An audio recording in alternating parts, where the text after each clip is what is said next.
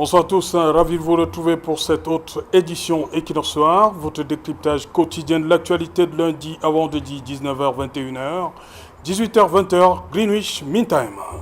Sur prescription du président de la République, le ministre de la Communication a, en présence de 4 autres membres du gouvernement, présenté hier au cours d'un point de presse une série de réponses aux revendications formulées par les enseignants depuis quelques semaines.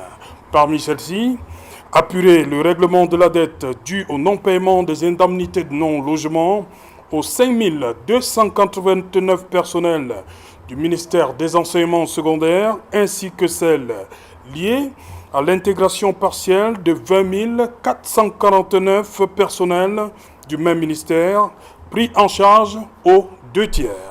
Montant total de la dette, 17 milliards 600 millions de francs CFA, soit 1 milliard 759 millions de francs CFA par mois, à apurer dès ce mois de mars, et ce, jusqu'à la fin de l'exercice budgétaire en cours. Le gouvernement, selon son porte-parole, entend payer dès entre mai 2022 et décembre 2022 28 milliards de francs CFA, s'agissant des rappels induits par la mise en œuvre des 2 mesures gouvernementales ci-dessus citées. Les 31 milliards 900 millions de francs CFA de reliquat, relève René Emmanuel Sadi, seront payés courant 2023. Face à toutes ces bonnes intentions gouvernementales et dans leur lettre au président de la République datée du 10 mars 2022, le mouvement des enseignants On a trop supporté évoque la crise de confiance qui a fait son lit entre le gouvernement et eux, les enseignants. Quelques rappels mémoire. 22 ans que les enseignants attendent la signature du décret d'application du statut particulier de l'enseignant.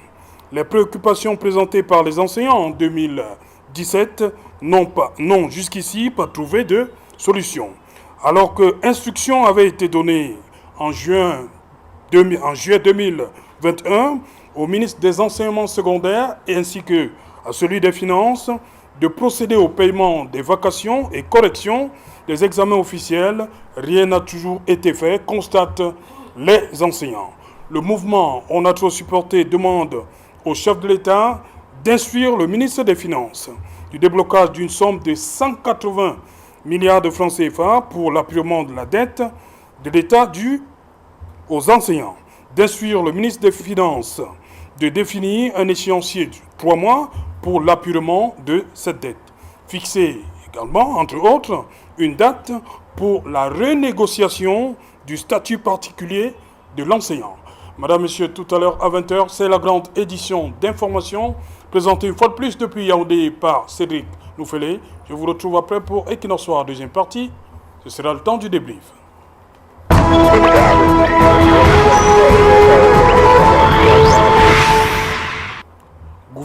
Gouvernement et enseignants, ça coince toujours.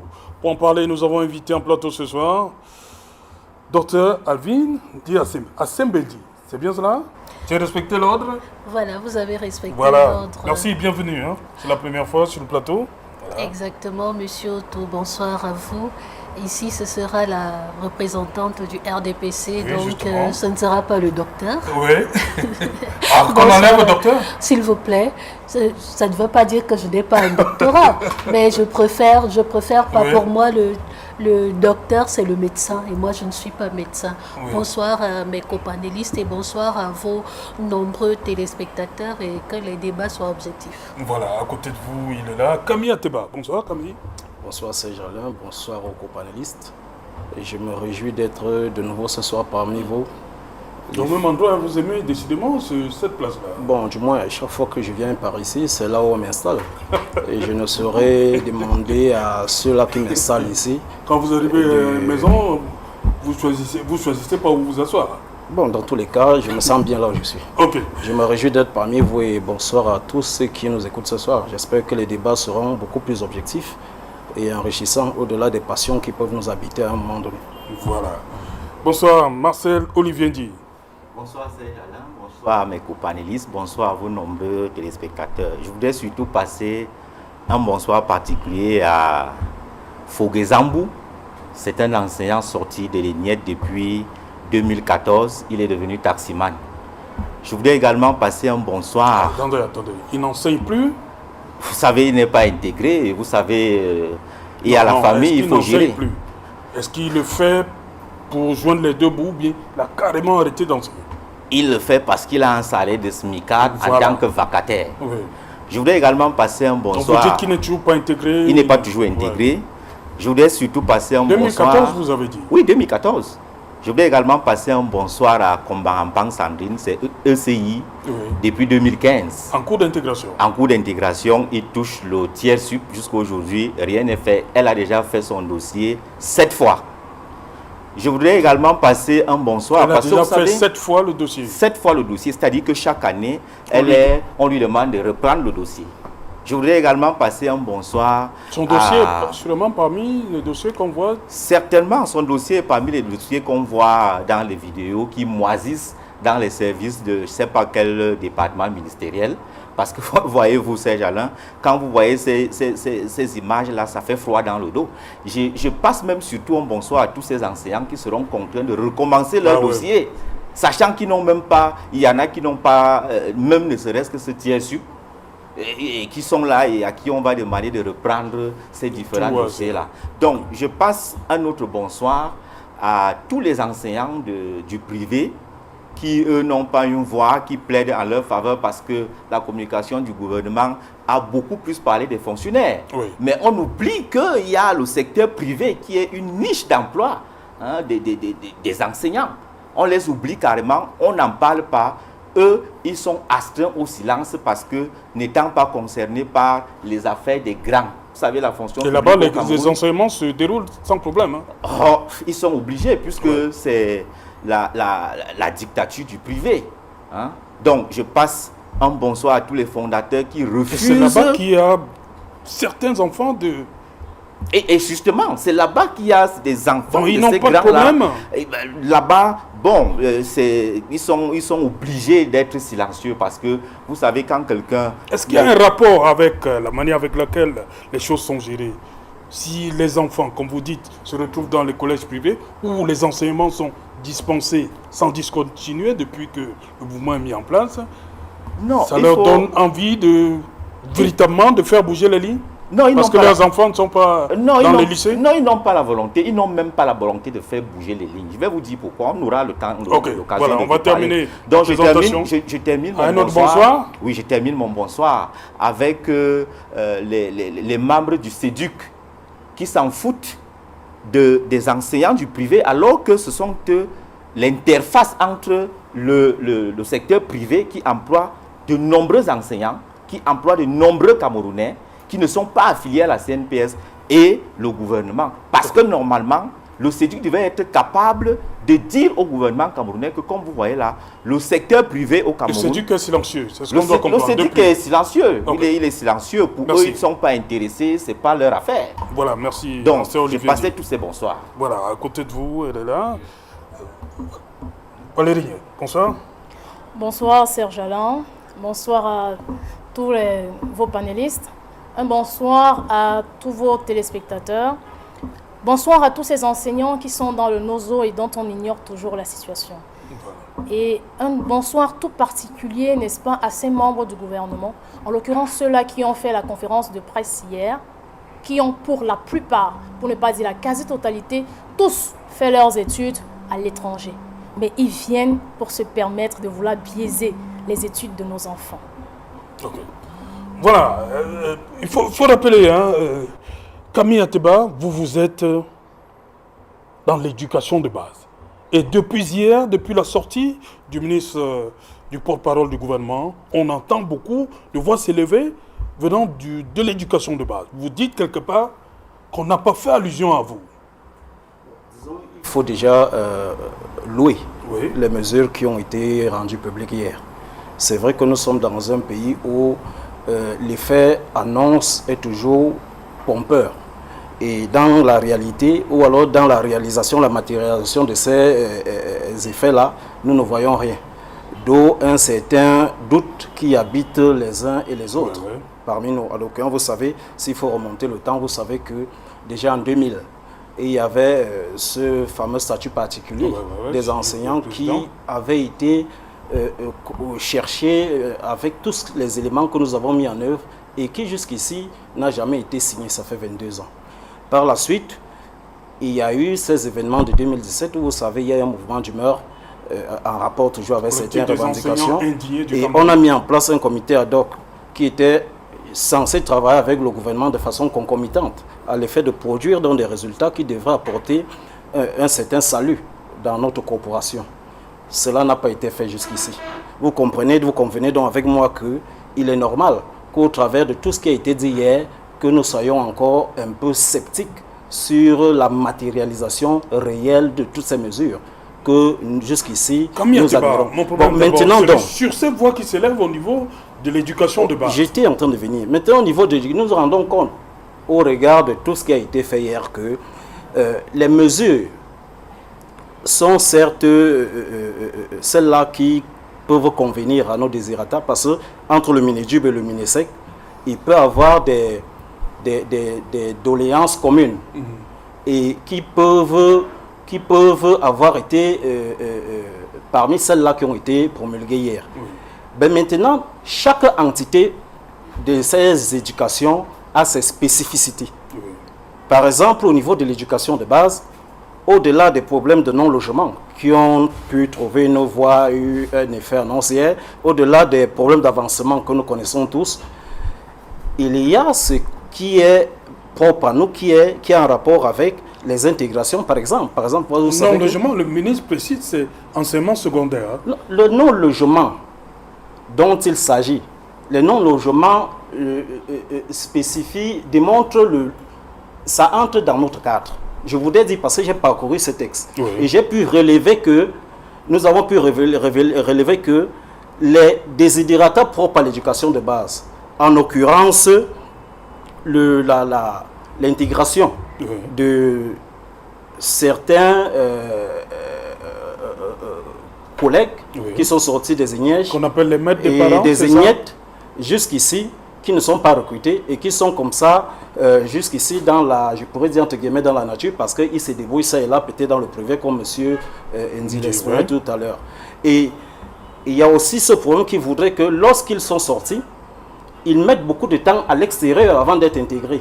Et au moment peut-être où on peut lancer un recrutement, ils sont frappés par la limite d'âge. Est-ce qu'on ne pouvait pas peut-être proroger cela même à 40-45 ans? Ça fait partie des doléances que nous avons aussi posées à ce niveau. Il y a aussi le fait qu'il voudrait que le ministre a signalé hier le dépôt systématique des dossiers d'intégration des lauréats de l'ENS, l'INSEP au MINFOPRA.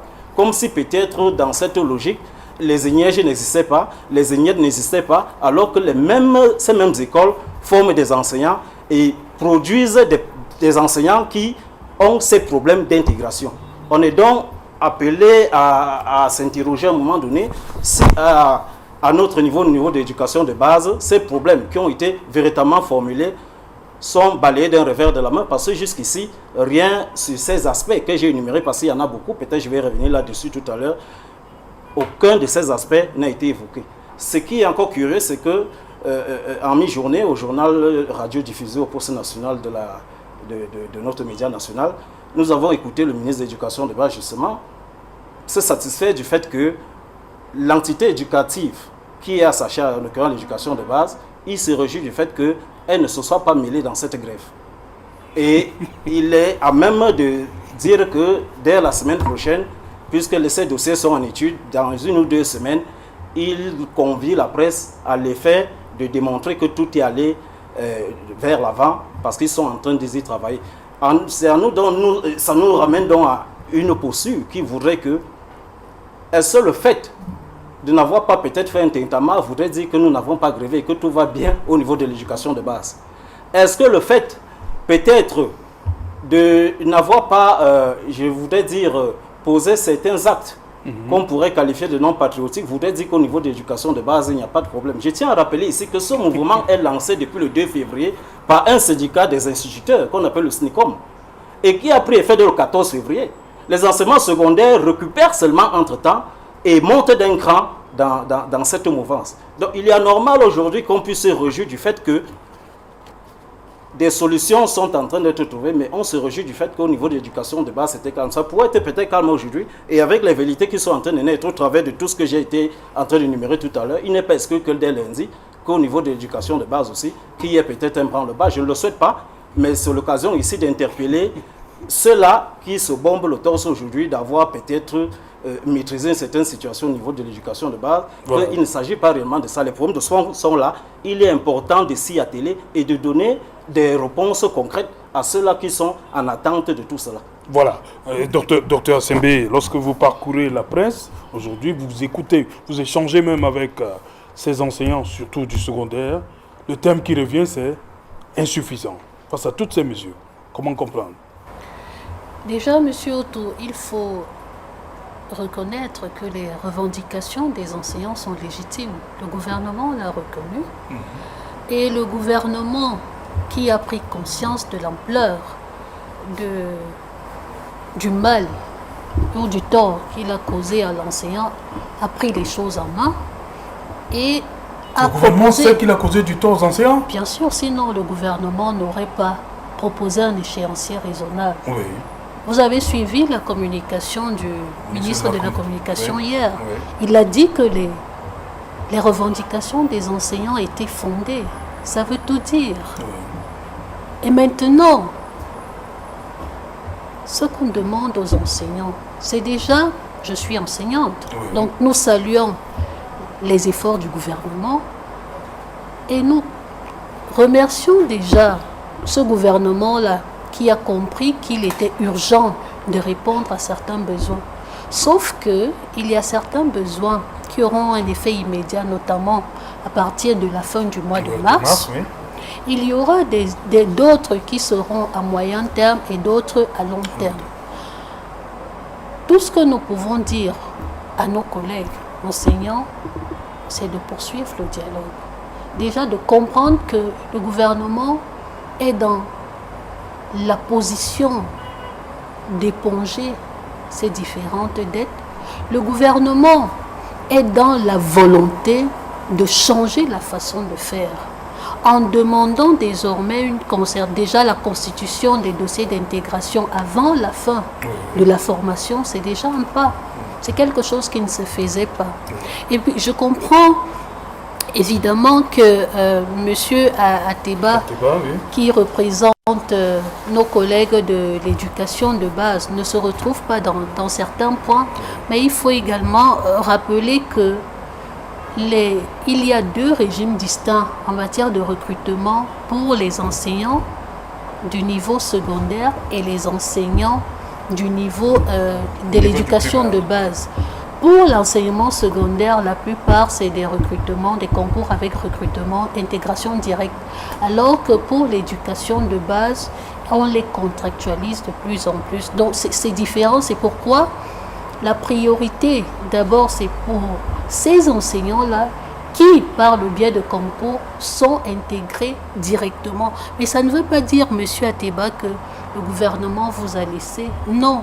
Déjà dans le troisième point du ministre de la Communication, il dit de traiter en urgence les dossiers d'intégration déjà recensés au MINFOPRA, en instance au MINESEC et au MINEDUR. Ça veut dire que le gouvernement est conscient de ce que nos collègues qui sont dans l'éducation, à l'éducation de base, ont également besoin de rentrer, d'avoir leur salaire entier. Nous nous réjouissons de ce que certains de nos collègues de l'éducation, des enseignements secondaires ont repris le chemin des classes et nous les encourageons, nous encourageons ceux qui continuent à traîner le pas de suivre l'exemple de leurs collègues parce que le gouvernement a montré sa volonté. Je ne pense pas que nous soyons dans une mesure, nous les enseignants, nous soyons dans une situation de confrontation directe, d'affrontement, au risque, n'est-ce pas, de provoquer une autre crise. J'incite, je continue à encourager le dialogue qui ne doit pas être rompu. Attendons les effets dans nos salaires. du moins pour ceux qui sont intéressés, à la fin du mois de mars, et on verra si c'est encore une promesse de trop. Mais pour moi, nous devons déjà remercier et surtout encourager le gouvernement, et nous devons continuer à faire confiance au président de la République qui a donné ces instructions-là fermes pour que les problèmes des enseignants soient résolus. Maintenant, le problème, c'est... Vous parlez d'instructions fermes. Hein. Les enseignants sortent toujours bien cette sûr, fameuse bien sûr, note du SGPR du 21 juillet, de juillet 2021. Monsieur, faisait référence aux hautes instructions. Monsieur Outou, nous parlons pour le moment de ce qui s'est passé depuis un certain moment. Oui. Et là, le président a donné de nouvelles instructions. Et ces instructions-là, nous devons juger, nous devons voir leur suivi à partir des salaires de la fin du mois de mars. Voilà. Nous devons, il peut arriver des fluctuations, des urgences, certains contextes qui ne permettent pas au gouvernement forcément de respecter ses engagements. Mais là, c'est des instructions. On ne peut pas, le président ne peut pas donner des instructions si une certaine simulation financière n'a pas été faite. Donc, il faudrait attendre le mois de mars pour voir si les promesses ne sont pas tenues, et là on comprendrait que les promesses, effectivement, ce n'étaient pas des instructions fermes, mais nous insistons, c'est des instructions fermes, et nous disons à nos collègues de rentrer dans les salles de classe parce que, mis à part le droit à un travail décent, qui est un droit de l'homme, nos élèves, nos enfants ont également droit à l'éducation. Donc quand on parle de défendre les droits de l'homme, nous n'allons pas seulement défendre nos droits, nous devons également comprendre qu'à côté du droit à un travail décent, il y a le droit à l'éducation qui est primordial. Nous avons bénéficié d'une éducation, une bonne éducation, parce que nos enseignants étaient là. Nous n'avons pas le droit de gâcher l'éducation de nos enfants. Cette jeunesse, fer de lance, cette jeunesse qui conduira le pays dans quelques années, nous n'avons pas le droit de bâcler leur éducation. Maintenant, à ceux-là qui gèrent les dossiers, vous savez, il y a des fonctionnaires qui peuvent être... On va arriver à ces dossiers-là. On va d'abord prendre les réactions. Voilà, d'abord, Valérie Niek, est-ce que pour vous, les enseignants, le ministre de la Communication est sorti hier pour expliquer, donner d'amples informations à la suite de la note du SGPR il y a 2 jours. Mais jusque-là, les enseignants continuent d'être un peu sceptiques parce qu'ils mettent sur la table une série d'exemples où ça n'a pas marché. On a fait des promesses qui n'ont pas été tenues, qui n'ont pas été respectées. Vous comprenez leur attitude? Monsieur Sergent Lorto, vous savez, il y a un proverbe africain qui dit « Quand tu es bon une fois, c'est bon. Quand tu es bon 2 fois, tu deviens un bonbon et on te suce. » Vous avez déjà entendu ce proverbe-là? En 2017, effectivement, les enseignants ont été bons, tout au moins une fois. Parlons seulement de cette fois-là. En 2017, Madame Assembe, il y a eu haute instruction du chef de l'État en 2017. Sauf si vous voulez me dire qu'en 2017, il n'avait pas le pouvoir, tout le pouvoir d'un chef de l'État. Ou alors, en réalité, ce n'était pas lui, n'est-ce pas, qui tenait les rênes pour que ces instructions de 2017 n'aient pas été tenues jusqu'en 2022. Je doute fort que vous vouliez me le dire. Par conséquent, en 2017, les enseignants ont déjà eu à supporter toute cette misère.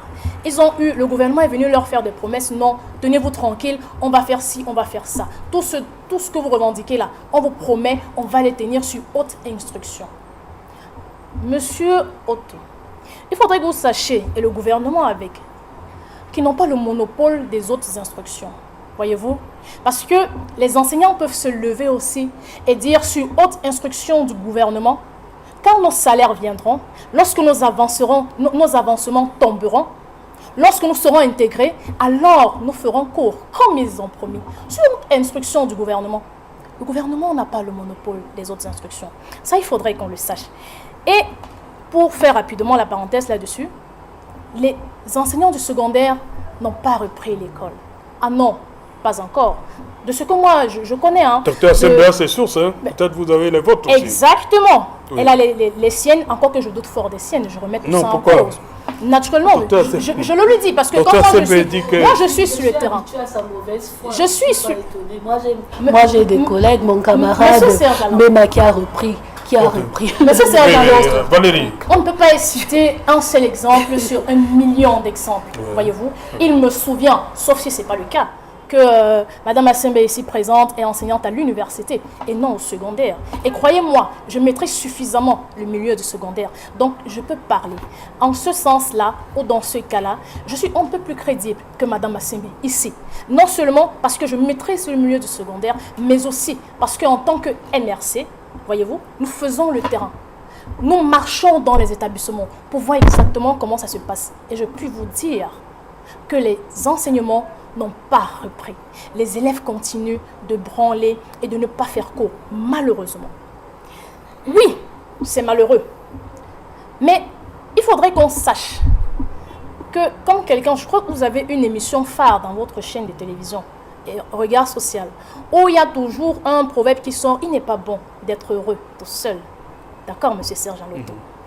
Le gouvernement qui a eu à tenir la conférence de presse, c'est un gouvernement qui est heureux, ou qui veut être heureux tout seul. Non, pas seulement qui veut d'ailleurs, qui est heureux tout seul. Parce que si les enseignants se lèvent aujourd'hui et disent « on a trop supporté », les mots ont un sens.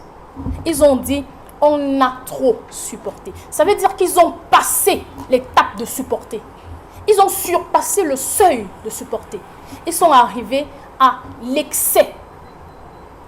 Ok? Superlatif. Effectivement, c'est un superlatif. Et quand on excède dans quelque chose, au finish, il n'est plus intéressant. Ça se gâte, pour ne pas dire ça se casse. Voyez-vous? Ça, c'est intéressant de le dire.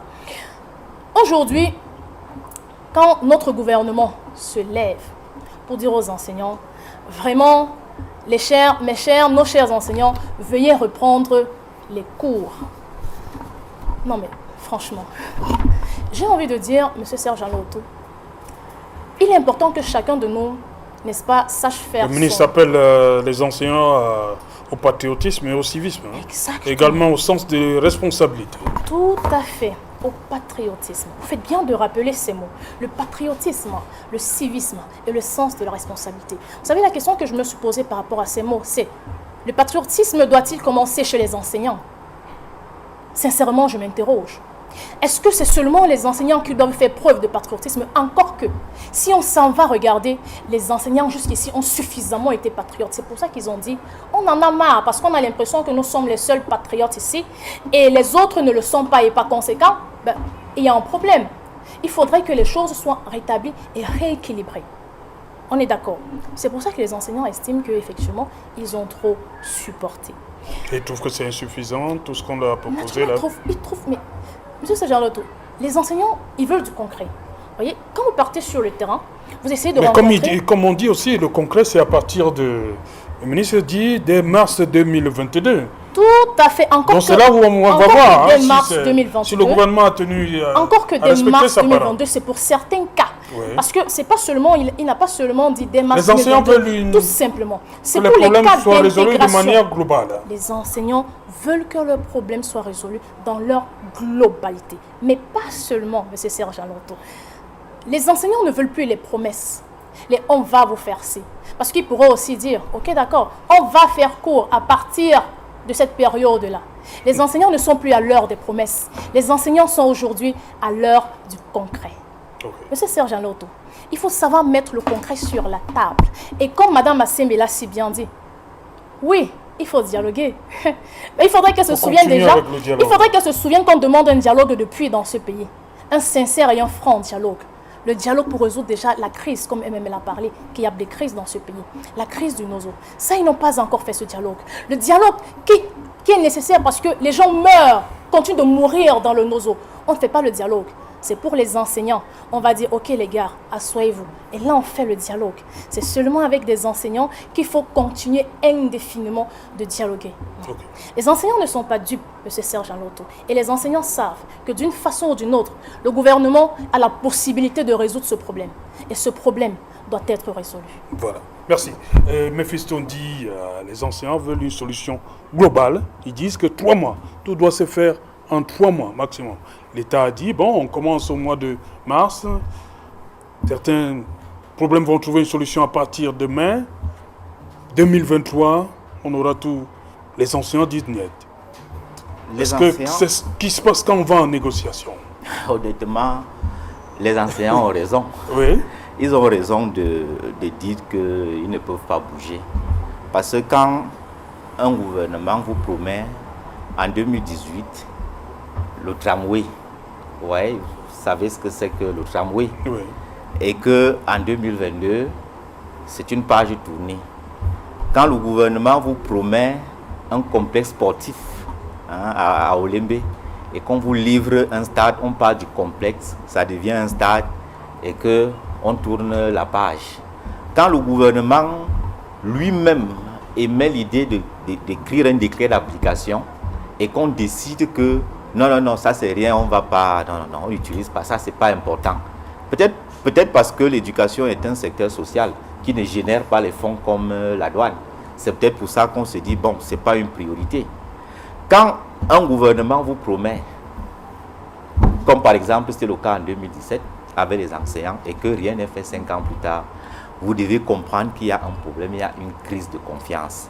Ça démontre irréfutablement ça revient au niveau de l'expression, on a trop supporté. C'est ça justement qui ça cristallise. C'est ça qui cristallise justement l'expression, on a trop supporté. C'est-à-dire que les enseignants sont en face d'un gouvernement qui fait ce qu'on appelle l'esbrouf, un gouvernement menteur. C'est-à-dire que des gens qui viennent là, ils vous font des fausses promesses, et puis dès que le mouvement se calme, ils tournent la page.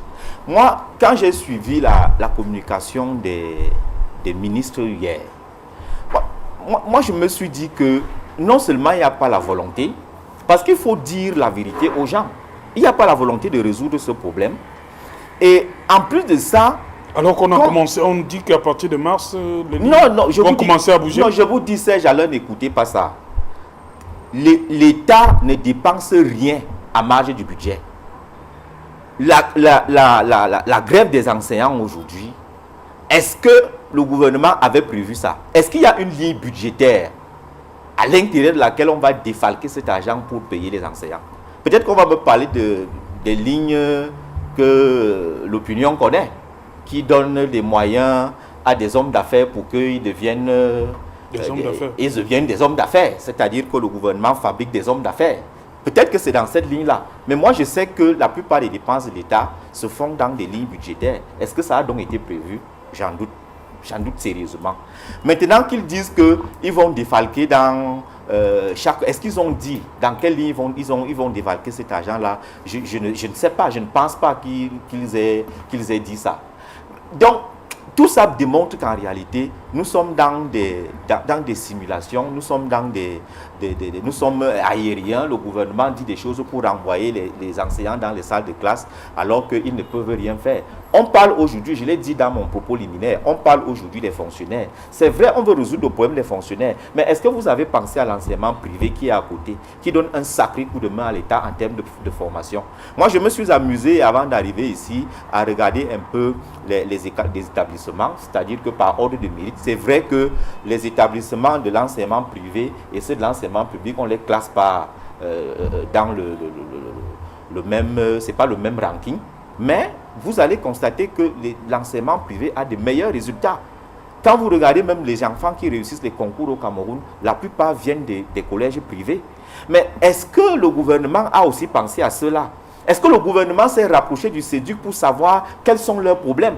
Donc vous voyez qu'en réalité, on résout partiellement des problèmes. On pense à résoudre partiellement les problèmes parce que ceux-là ont eu le courage de manifester, ils ont eu le courage de gréver. Vous voyez un peu, c'est une mauvaise foi, vous comprenez?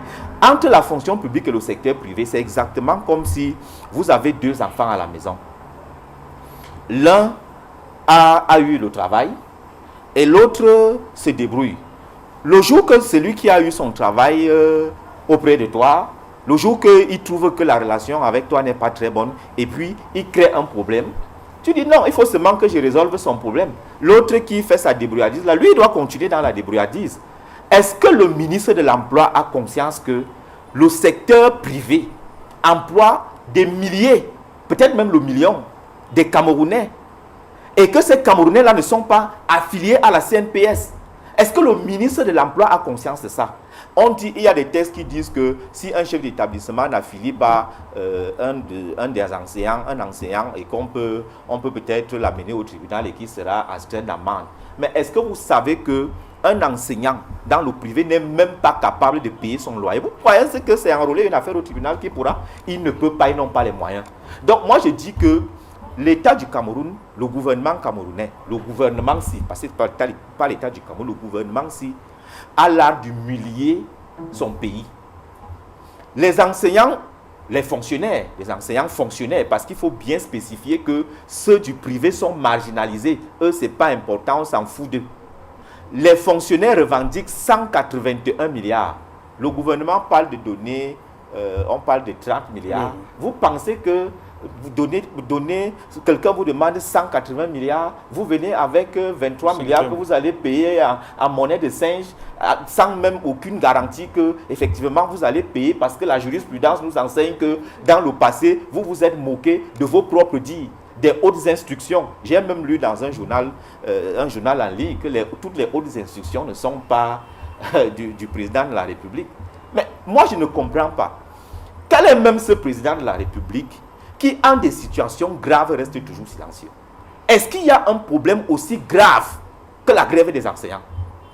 Il n'y a pas un problème qui dépasse celui-là dans la fonction publique. Et le président de la République est le patron de la fonction publique. Quand on dit qu'il y a grogne dans ta maison, il ne se lève pas. Pourquoi? Pourquoi ne s'exprime-t-il pas? Les gens ont raison donc de douter des hautes instructions qu'on met désormais entre guillemets. Et c'est une honte.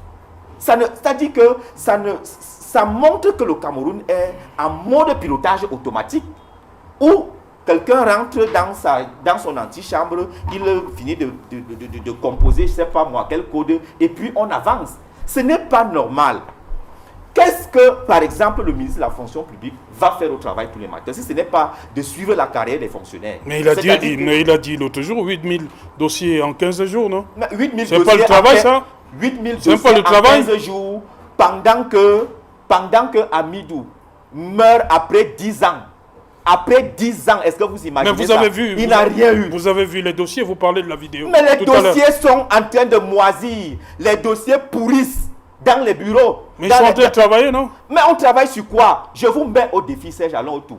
Peut-être on ne le dira pas officiellement. Je vous mets au défi que la plupart des enseignants, puisque le fichier de la fonction publique n'est pas biométrisé, je vous mets au défi que un pourcentage considérable d'enseignants va reprendre les dossiers. Puisque tout ça est moisi, ça a été bouffé par la moisiture. Et du coup, on ne peut plus distinguer les informations qui y sont inscrites. Non, il ne faut pas qu'on trompe les gens. Vous savez, je risque de m'exprimer ici avec beaucoup d'émotion, parce que je sais que des enseignants... Vous risquez, mais vous vous exprimez déjà. Hein? Ça fait mal au cœur, vous comprenez? Je vous dis que ça fait très mal au cœur. Quand on vous affecte à Salapumbe, Salapumbe, c'est à la frontière entre le Cameroun et le Congo. On vous affecte là-bas et vous êtes appelé à revenir suivre votre dossier. Vous savez combien de temps il faut pour partir de Salapumbe pour Yaoundé? C'est un parcours de combattant. Vous pouvez mettre 2 semaines. En saison de pluie ou bien en saison sèche? Que ce soit en saison de pluie ou en saison sèche, d'abord une voiture passe une fois par semaine. Je parle comme ça. Si jamais ceux qui sont à Salapumbe ont la chance de m'écouter, je crois qu'ils doivent être en train de pleurer. Que voilà, enfin quelqu'un qui a prononcé cette localité. Je suis convaincu qu'il y a des gens ici qui ne connaissent même pas où se trouve Salapumbe. Donc quand on vous affecte là-bas, on vous envoie à Salapumbe, et que vous êtes en cours d'intégration, et qu'on vous dise que vous devez reprendre votre dossier, est-ce que vous pouvez imaginer ce que cela fait à quelqu'un de partir de Salapumbe pour arriver à Yaoundé, et faire son dossier et repartir, revenir le suivre? Je vous dis que là-bas, il n'y a pas le téléphone. Hein. Le téléphone ne passe presque pas. Donc, je vous dis que ce que le gouvernement est en train de faire là, je vous dis, c'est un coup d'épée dans l'eau. Ça ne va aboutir à rien. Docteur si Sembe, oui, ce n'est que des frustrations. Non, docteur Sembe dit qu'il faut attendre, regarder le bulletin à partir de mars, si ça a commencé à bouger. N'oubliez pas que le chef de l'État nous a dit, nous étions en 1996, que le Cameroun est un État unitaire décentralisé. Et dans le processus de petit à petit, c'est interminable petit à petit. Progressivement. Progressivement, ce progressivement-là. Après, ça va devenir, bon, il y a eu juste un glissement, parce que la CAN avait glissé. Qui vous dit que, puisque le chef de l'État avait dit, j'en prends personnellement, je ne sais plus quelle expression il avait utilisée. Il vous a dit ça, mais la CAN a quand même glissé. La CAN a glissé parce que les gens ont été incapables de respecter les délais. Qui vous dit que les délais vont être respectés? Moi, je ne crois pas. Je ne crois pas à la sincérité de ces gens, encore qu'on est déjà en train de douter des hautes instructions. Donc moi, je ne crois pas. Ils ne sont pas en train de résoudre ce problème. Moi, j'aurais voulu qu'on nous dise que désormais, la vague des enseignants qui est recrutée dans les écoles normales, dans les ENIEJ aujourd'hui, va sortir avec leur matricule. Ou alors, on commence à traiter leur dossier puisqu'ils ont régulièrement réussi au concours. Donc, leurs noms sont connus à la fonction publique. Et qu'on va commencer exactement comme à l'ENAM, à leur donner, ne serait-ce que, je ne sais pas comment on appelle ça, des avances de sol, ou alors la prime, ou je ne sais pas comment ils appellent ça. Qu'on nous dise ça. Quelle est la différence? Le fonctionnaire de l'ENAM sort en A1. Le fonctionnaire de l'école normale sort en A2. Est-ce que vous ne voyez pas que ne serait-ce que sur le plan du grade, l'enseignant est au-dessus, mais l'enseignant est piétiné? On dit qu'on s'en fout. Bon, ils peuvent se débrouiller. Mais pourquoi on ne peut pas dire la même chose à un administrateur civil? Pourquoi on ne peut pas dire la même chose à un étudiant qui sort de l'EMIA? Que bon, vous pouvez attendre, vos dossiers sont en cours d'intégration, on verra comment on va gérer ça petit à petit. Qu'on dise aussi ça aux militaires, on voit. Okay. Non, on ne peut pas faire du 2 poids 2 mesures. Vous comprenez? On ne peut pas s'en sortir avec ça.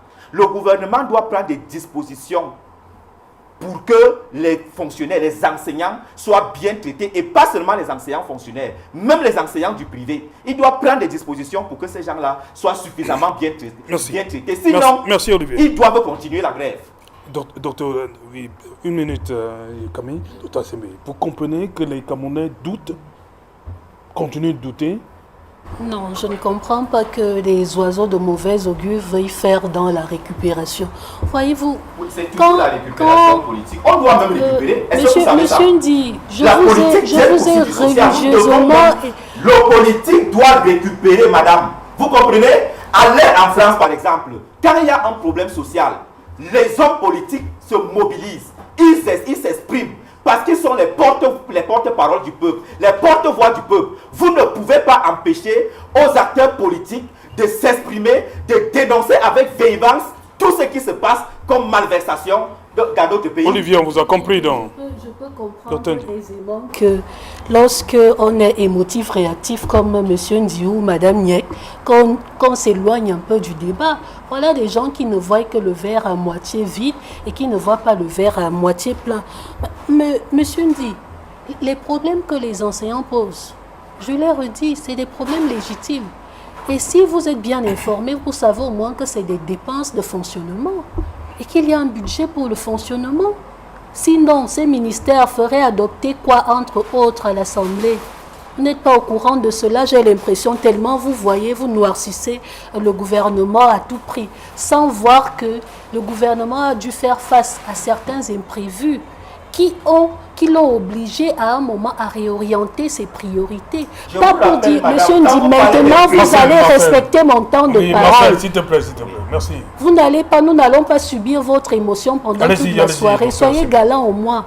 Mais non, pour le MRC, qui n'est même pas implanté dans toute l'étendue du territoire, je suis quand même un peu gênée de penser que nous, au RDPC, qui sommes installés jusqu'à Ndélélé et qui avons le retour sur tout ce qui se passe, que quelqu'un du MRC remette en doute ma parole, soi-disant parce que je suis de l'enseignement supérieur. Moi, ça me gêne beaucoup. Alors que nous tous, Madame Nyek était très contente de savoir que le principal syndicat de l'enseignement supérieur, le SUNES, soutenait la grève. Là, Madame Nyek n'a pas crié à une sorte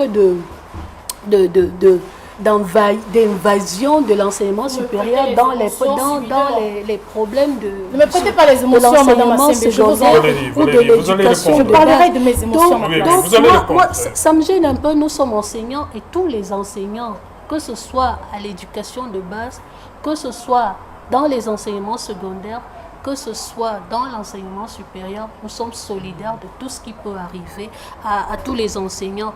Moi, je dis à nos collègues, parce qu'ils sont nos collègues, nous sommes tous des enseignants, je leur dis, le gouvernement a compris vos doléances. Le gouvernement fait face à plusieurs préoccupations urgentes.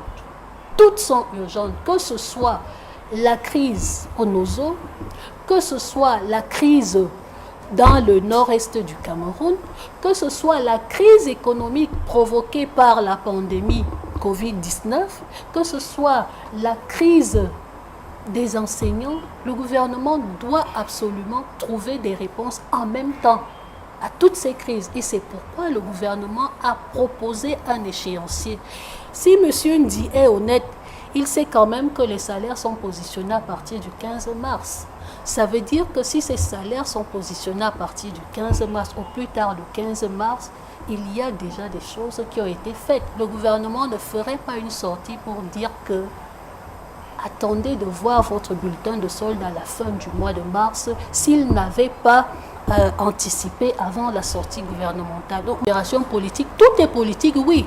Mais on vous attend. Quel est le programme éducation que vous proposez? Moi, je suis embêtée quand même. J'avoue que je suis très embêtée. Vous n'êtes pas en campagne, monsieur Ndi. Oui, je le comprends.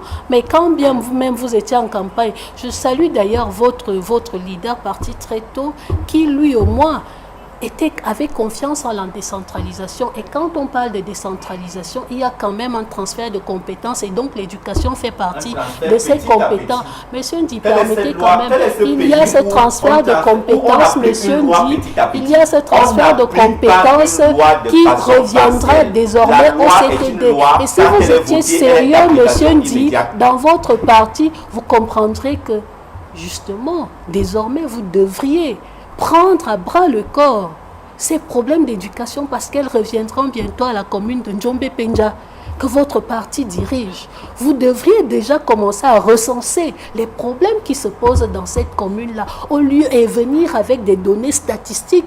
Dire désormais à vos administrés que, au regard de ce qui se passe et au regard des transferts déjà, parce que les décrets ont déjà été signés, voilà ce que nous allons faire pour relever Njombe. Au lieu de continuer à dire le gouvernement n'a pas fait, prenez votre rôle. Vous avez voulu la décentralisation, oui, elle est effective maintenant, vous l'avez, et maintenant on vous attend à l'œuvre. Voilà, Kamia Teba. Oui, monsieur Sejalin. Il faut déjà recadrer quelque chose de très important, c'est que les problèmes des enseignants se veulent une résolution globale. Ouais.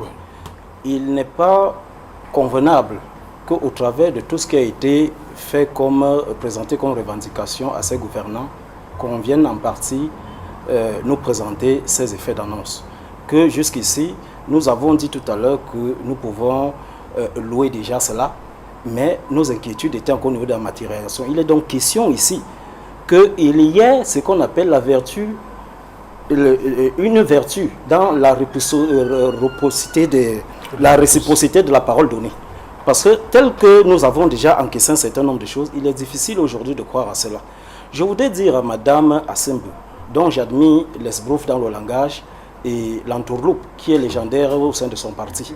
Ce qui est certain, c'est que au vu de tout ce qui est en train de se passer, les problèmes restent réels.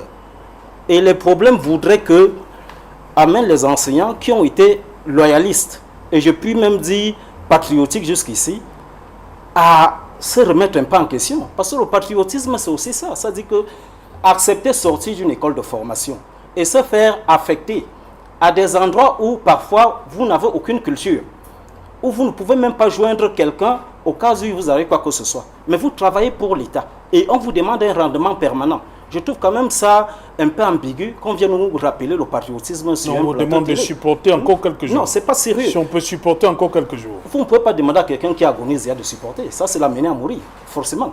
Donc, il est question ici de se respecter mutuellement et de mettre en application tout cela. Et je voudrais lui rappeler, elle m'a interpellé tout à l'heure sur le fait que je semblais ignorer les méandres de recrutement de ceux qui sortent de l'école normale supérieure et désignés. Je vous dis, madame, qu'il y a un code de fonctionnement qui régit les recrutements au Cameroun. Même ceux qui sont des enseignants maintenant d'éducation de base, à une certaine époque, étaient recrutés directement. Avec une certaine conjoncture qui soit intervenue au Cameroun, on était obligé de définir ce qu'on appelle la contractualisation via des accords avec les bailleurs internationaux qui nous ont imposé les codes du travail. Ça ne justifie pas le fait qu'au jour d'aujourd'hui, qu'on puisse lancer des concours comme les ENIEJ et les ENIET, et que lorsque les gens sortent, on ne les recrute pas. Voilà, je pense qu'on lance des recrutements en fonction des produits qu'on envoie. Merci Camille, on revient après le journal parce que dans un instant, nous allons à Douala pour la page de pub et on revient à Yaoundé pour le 20h avec Cédric Noufélé.